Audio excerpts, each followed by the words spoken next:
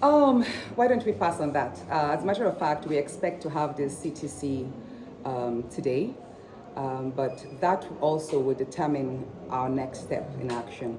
The statement I made that day of me resuming on Tuesday was right immediately after the pronouncement of the court that my suspension was unconstitutional and excessive, and that the people should not be deprived representation. That even though the Senate has the powers to punish members, but they should not punish the constituents alongside. So based on that, when my people came home to my house in Abuja, right from the courts, I did mention them that, okay, with this victory, we look forward to going to work on Tuesday. But that being said, like I said, we anticipate the judgment, the written judgment, the certified trade copy, and that will determine the next step. But I'm very positive. But again, like I said, irrespective of me being under suspension, it never hindered me from working. I worked every day. I followed up on a lot of projects every day. Still spoke to ministers. I still followed up with agencies on many projects, so my people will not lose out of the 2025 budget, and that's what you've been saying. Just last week, this school we went to, the Abdulaziz College, we lit the entire premises with the solar street lights.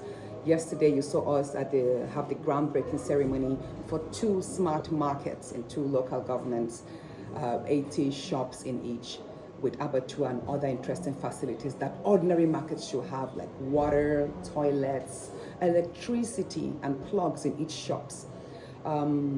Again, the bigger part of today was when we visited the same school, Abdulaziz Memorial College, a public secondary school, one of the first in the country, to distribute 700 laptops and 700 computers to each child, and that's a big milestone in digitalizing learning.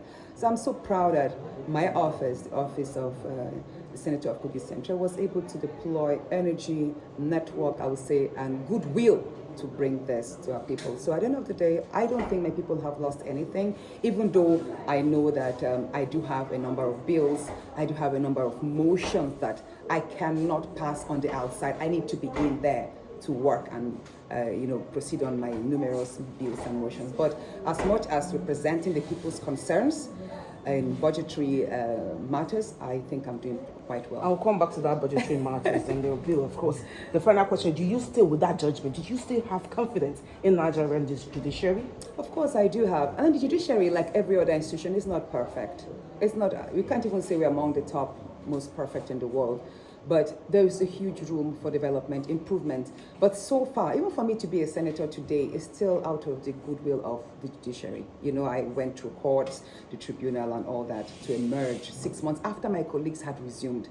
So with the recent judgments, mind you, we had 2 other judgments, 2 other cases of the federal government against me, which a number of people anticipated I'll be, locked up at the Suleja prisons. But unfortunately, one of it had me granted bail of 50 million and a surety, and the other granted me bail on self-recognition because I've never been charged with any criminal offense in the past. No, and the matter isn't one of embezzlement or of one of murder or drugs or any of these heinous offenses, So I've been a good citizen with good character, and I trust that in the future considerations of the many sessions we'll have in the courts, this will be borne in the minds of the judges.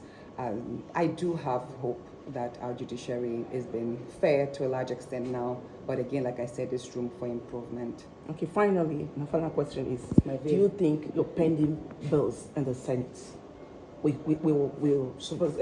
be approved before? Because you have less than 2 years I have to be there. You see, the bills are personal, they are sponsored by me. Like especially the gold reserve bill, which is so critical.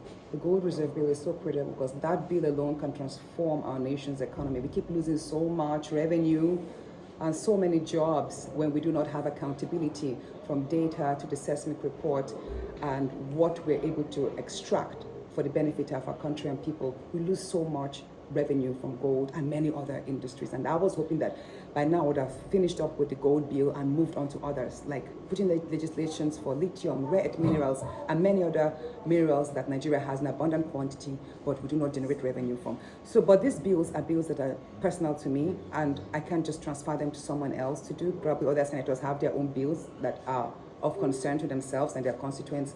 So, but whatever happens, still very hopeful that I will resume to complete and continue my legislative duties, because you see, in as much as I am the senator from Kogi Central, I am the senator of the Federal Republic of Nigeria, which means my constituency as well is the entire nation, especially with regards to the bills, like the gold bill. It's not going to be of benefit to Kogi Central alone, even though we have a lot of gold reserves in Kogi Central, but the entire nation will benefit. So the National Assembly should know that by denying me stay in the chambers and participation in the chambers is denying not just Kogi Central indigents, but Nigerian women, of which we have only right now 3 female senators out of 108.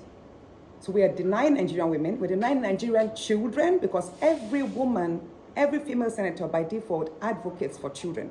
You understand? And this bill. And again,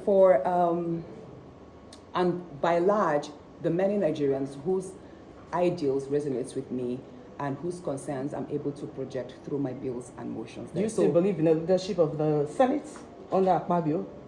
Will you still believe in that? Can we pass on that? Sorry, I'm using it for a program tonight, so I just Can we pass on that? Let me just say this. Let me just say this. She knows what to say. I She knows, believe, like this, I'm a first-time senator, right? But the feelers I have gotten from legislators who have been in the National Assembly, in the assemblies before this, they have credited better times in the past. So I would say that, again, there's room for growth and there's room for respect.